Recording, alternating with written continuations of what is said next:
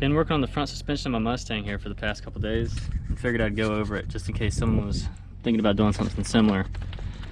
So what I've got going on here is a set of drift knuckles spindles for drifting, obviously, and they move the pickup point for the outer tie rod inboard to give it more steering angle. And I've installed white line roll center correction ball joints and a set of QA1 adjustable bump steer outer tie rod ends. Ran into a couple little issues when doing this, and one of those was pushing out the old ball joints. So I'll show you how I did that.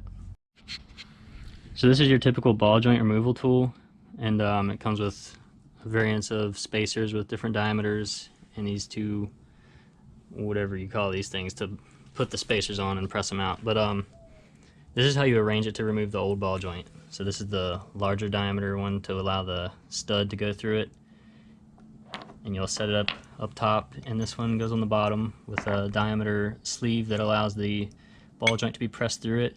But the problem with these is they don't have something like this, so this will just go all the way down on the ball joint and not press anything out with these S197s. So I just had this laying around, but basically you'll need something with an ID big enough to fit the stud in and an OD small enough to fit down through the control arm. So this just slid over top of that and pressed down on top of this flange that's on the ball joint when you remove the boot, and it'll push right out. It works really well. And then to reinstall, we'll just move the sleeve to the top, set it on top of the control arm with the clamp.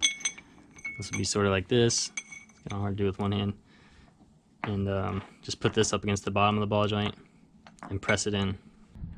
So the next issue I ran into was the inner tie rod being too long.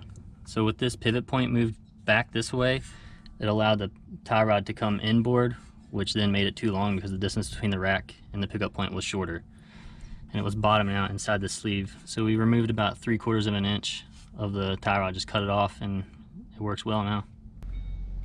Got one of my wheels mounted up temporarily here to show you lock to lock. And so this is full lock to the left. And I think it's a total of 2.5 full turns of the steering wheel.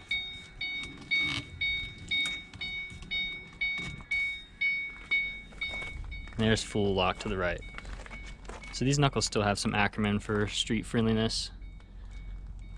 And there are a few rub points. The inner wheel wells are being rubbed both ways, lock to lock. Not severely, but enough to where I think it'll probably rip the inner fenders out if you were to nail it in drift.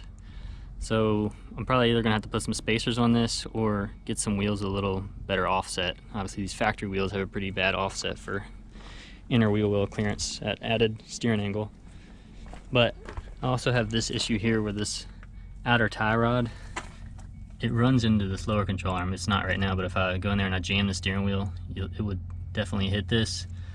So I think I'm gonna end up having to make some kind of bracket to weld to my lower control arm here with a nut welded to it and a bolt to kind of stop the spindle, which it'll stop it on the other side before it hits here, and same over here. So maybe it'll nail this. I'm not sure yet. I'll have to figure that out, but those are the issues I have currently, and that's where I'm at.